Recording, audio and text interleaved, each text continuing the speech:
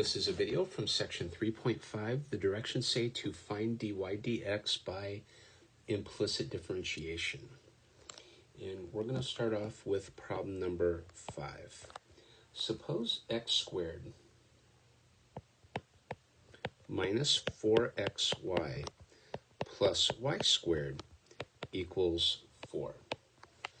And we want to differentiate both sides with respect to x.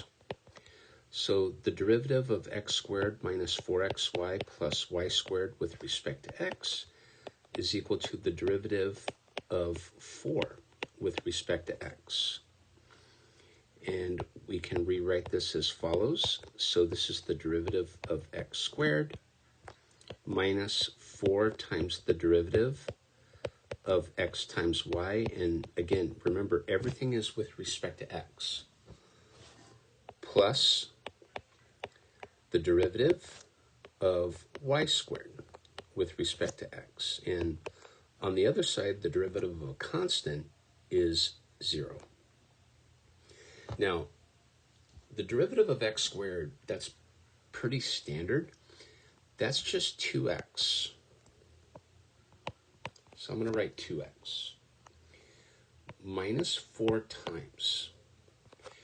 Now, y is defined implicitly in terms of x. What does that mean? If we go back to the original equation, notice how the x's and y's are mixed up. Notice how y isn't solved for in terms of x. And so what we say is y is defined implicitly in terms of x. And when you take the derivative of y, you have to remember that you're taking the derivative with respect to x. And so to do that, we're going to apply the product rule, and it works like this. So I'm going to write down the x.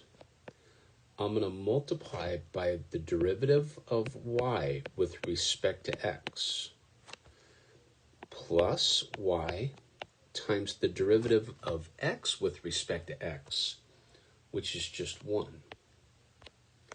And then I'm going to add. Now, again, this is y. This is not x. So when you differentiate y squared with respect to x, we have to apply the chain rule. And so here, I'm going to add 2y times dy dx. Okay? And this is equal to 0. This is going to take getting used to. The derivative of x squared produced 2x. The derivative of y squared with respect to x produces 2y times dy dx, because the inside function is that y. And so we have to multiply by the derivative of the inside function, but from what we learned in the chain rule.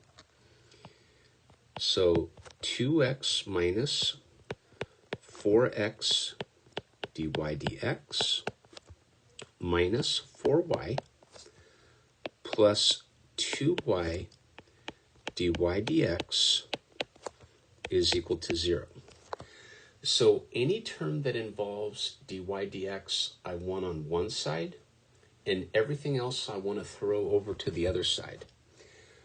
So in other words, I'm going to write this as 2y dy dx minus 4x dy dx. That's on the left side. And on the right side, I'm going to get 4y minus 2x. Now, factor out a dy dx on the left side, and we get 2y minus 4x. So remember, your object is to solve your goal is to solve for dy dx. So dy dx times 2y minus 4x is equal to 4y minus 2x. Now, solving for dy dx, we get 4y minus 2x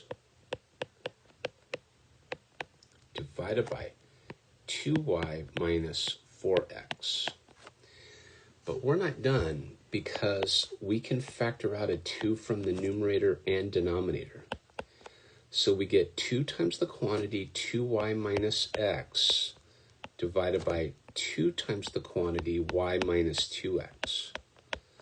But these 2's cancel, and what we can say is dy dx is 2y minus x divided by y minus 2x. And when you guys get to Calculus 3, there's a much, much easier way to do these types of questions. But we have to wait till Calculus 3. Now, let's take a look at number 9. Suppose x squared divided by x plus y is equal to y squared plus 1. And we want to take the derivative of both sides with respect to x. So the derivative of x squared over x plus y is, with respect to x, is the same as the derivative of y squared plus 1 with respect to x. To take the derivative of the left-hand side, we need to apply the quotient rule. So I'm going to write down the bottom function, and I'm going to take the derivative of the top function, which is 2x, minus x squared, times the derivative of the bottom function. The derivative of x is 1, and again, this is with respect to x, plus dy dx, right? And I'm going to divide by x plus y raised to the second power. And I'm going to set this equal to 2y times dy dx. So again, this is just chain rule, okay? Now,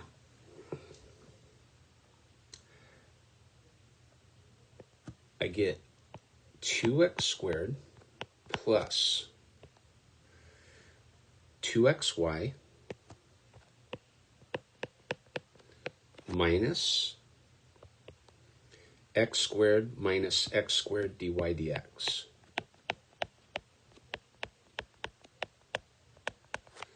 Divided by x plus y to the second. That's on the left side, and on the right side we get 2y times dy dx. So I'm going to multiply both sides by x plus y to the second. So 2x squared plus 2xy minus x squared minus x squared dy dx is equal to 2y times x plus y to the second times dy dx. And so I'm going to do two things. I'm going to move the x squared dy dx over to the other side, and then I notice that 2x squared minus x squared is x squared. So x squared plus 2xy is equal to x squared dy dx plus 2y times x plus y to the second dy dx.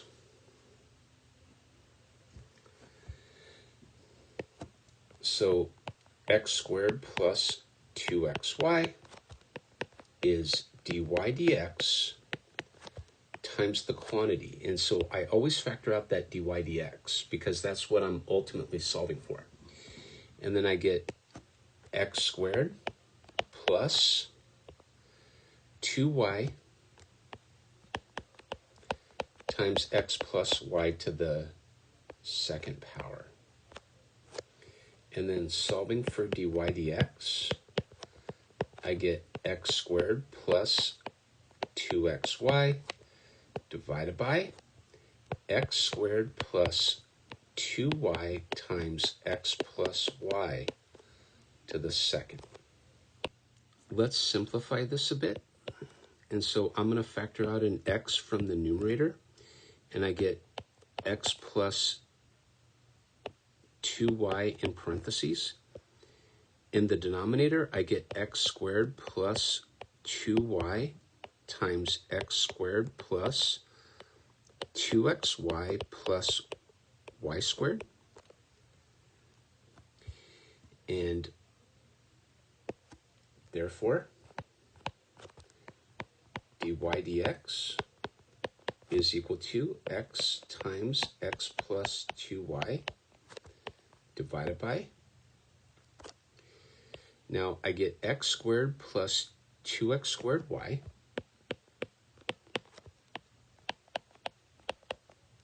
plus 4xy squared plus 2y cubed.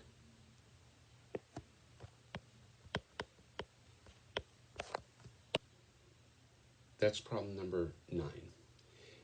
Let's take a look at 13. Suppose sine of x plus y is equal to cosine x plus cosine of y. Now, I'm going to take the derivative of both sides with respect to x. So we get the derivative of sine of x plus y with respect to x is the same as the derivative of cosine x plus cosine y with respect to x. Now, on the left-hand side, we get cosine of x plus y, and then times, by the chain rule, we're going to multiply by the derivative of the inside function with respect to x. The derivative of x is 1. The derivative of y with respect to x is dy dx. Okay, that's on the left side. On the right side, the derivative of cosine x with respect to x is negative sine x. The derivative of cosine of y with respect to x is minus sine of y times dy dx. Again, this is chain rule. Now, this says cosine of x plus y, okay, I'm distributing, plus cosine of x plus y times dy dx is the same as negative sine x minus sine y times dy dx. Now, again, you need to collect the terms that involve dy dx to one side, put everything else to the other side. And so I'm going to rewrite this as cosine of x plus y times dy dx plus sine of y times dy dx. And I'm going to set that equal to negative sine x minus cosine of x plus y. But if I factor out a dy dx on the left side, I get cosine of x plus y plus sine of y in brackets, right? And I'm going to set that equal to negative sine x minus cosine of x plus y. Now, if I solve for dy dx, I get negative sine x minus cosine of x plus y divided by cosine of x plus y minus, or I'll say plus, sine of y. And you're done. That's problem 13. And that's a pretty good stopping point. That'll conclude this video for section 3.5. We looked at problems 5, 9, and 13. Thank you.